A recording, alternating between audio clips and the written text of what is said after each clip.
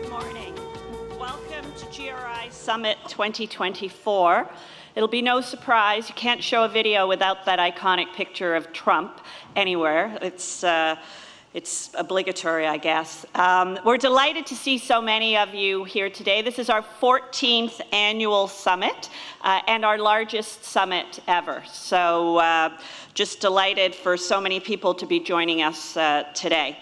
As I prepared for this summit and we put the agenda together, I was reminded of the opening lines of what may arguably be described as Dickens' most seminal novel, A Tale of Two Cities. It was the age of wisdom, it was the age of foolishness. It was the epoch of belief, it was the epoch of incredulity. It was the season of light, it was the season of darkness.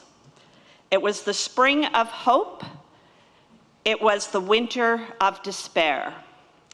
I suspect many of you have some recollection of this novel. I reread it this summer, and although its context is very different, it's a historical novel, as you know, set in London and Paris before and during the French Revolution, it struck me that in so many ways it reflects the environment and the sentiment that we find ourselves in today, and how, and sets a little bit of the context for how we thought about the agenda and the context during this transformative time. Our world is fraught with conflict. It's affecting food supply, immigration patterns, where and how we choose to live.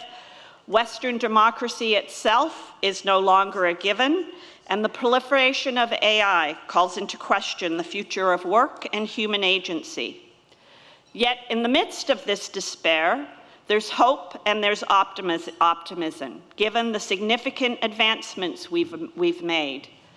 From the highest global literacy rates the world have ever seen, to youth-led movements to reinvigorate the climate fight, to promising treatments for Alzheimer's disease, which some of us in this room, including me, care a lot about. We hope for unity despite the case and the chaos that we find ourselves in. We're meeting at a time of significant transformation, where the global landscape is being shaped by complex and interconnected risks that demand our attention, our foresight, and our resilience. That's why the theme this year is Building Resilience in a Transformative Era, and the relevance of that is how we explore how our organizations and our leaders across financial services can navigate the complexities facing us today. Resilience is something that we talk a lot about. Maybe it's even become a bit of a buzzword these days. But I think of it as the capacity to recover from or adjust to adversity or change. It's as simple as that. There are many, all of our organizations have many complex ways of dealing with this, but as senior executives and as board members, the responsibility of guiding our organizations through unpredictable, often turbulent waters falls squarely on our shoulders. It can sometimes feel as though our organizations are being bent, they're being compressed, they're being stretched to their very limits with all these challenges we face. Whether it's geopolitical challenges or other crises, it's the resilient leadership that has consistently proven to be the cornerstone in times of uncertainty. And what I think is most critical today in guiding our organizations through these times. Resilience is not just admirable in a leader, it's essential. As global events increasingly have immediate and far-reaching impacts, leaders must cultivate resilient teams across their organizations. Albert Einstein once said, "The measure of intelligence is the ability to change." And I think that's something that we all have to keep in our minds as we manage this uncertainty. Political events and conflicts are reshaping regions and economies, while natural disasters continue to test our infrastructure and our preparedness. The upcoming US presidential election, for example, holds the potential to shift foreign policy and reconfigure global risk dynamics in ways we must be prepared for. How these events unfold remain uncertain. Decisions made by leaders in one country can send ripples across industries and national borders. For those of us in the financial sector, there is hardly a facet of the global risk spectrum that does not touch our business model, our profitability, our productivity, and our longevity. Therefore, more than ever, we must be prepared to tackle these challenges that span the political, environmental, and technological domains. One of the most significant technological forces driving this transformation is artificial intelligence. It's reshaping how we conduct business, how we communicate, and how we assess risk. Although AI is not new, the pace of development of generative AI continues to accelerate at an unexpected pace, and at a pace we may not be prepared for. At GRI, we're committed to helping the financial services sector better understand both the opportunities and the challenges that AI presents. So as part of this commitment, I'm very excited to announce our exclusive sponsorship and support of the launch of the Hinton Lecture Series. These lectures are scheduled for October 28th and 29th, 5:30 to 7 at the John Bassett Theatre in the Metro Convention Centre. The lectures have been modeled after the BBC Wreath Lectures and developed in partnership with Geoffrey Hinton, who will host them.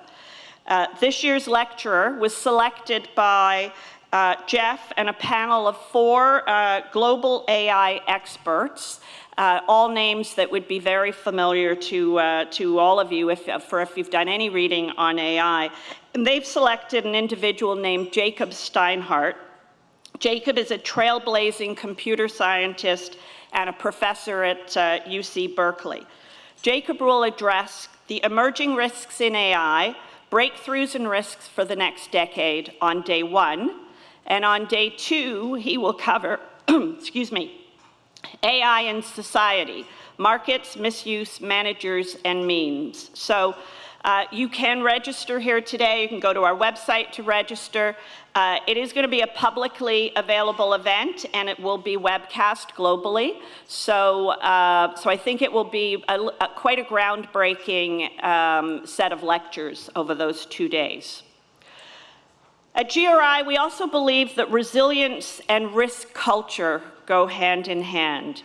So our activities, which you know are built on research, events, and education, play a pivotal role in contributing to our insights into the future of risk management.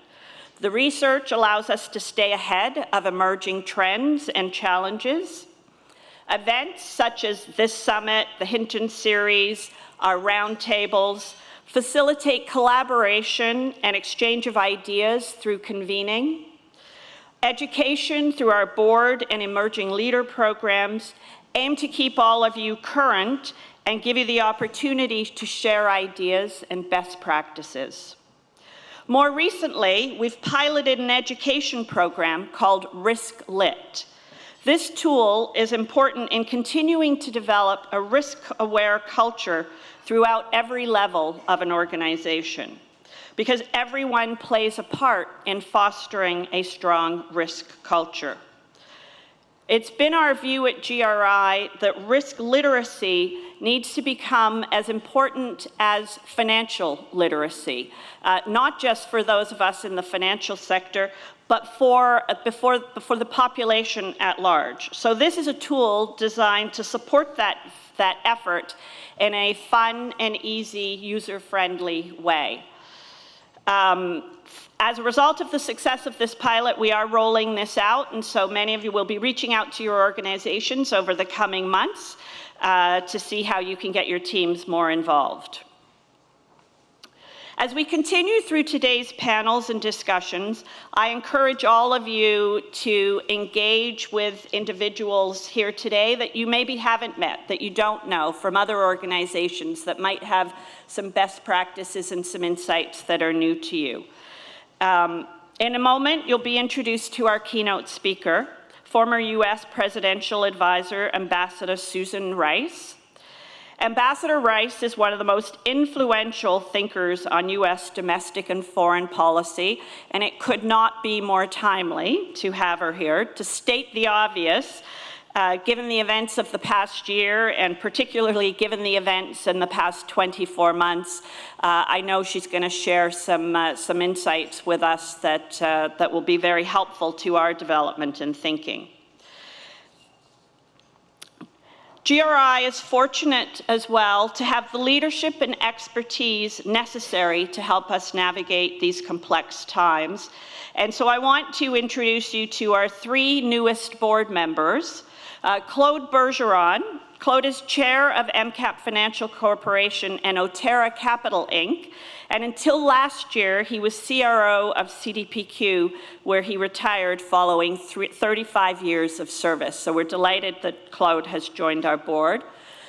Bill Bonnell, who's Executive VP and CRO of National Bank, a position Bill has held for the past 12 years as part of his 23 years at National Bank.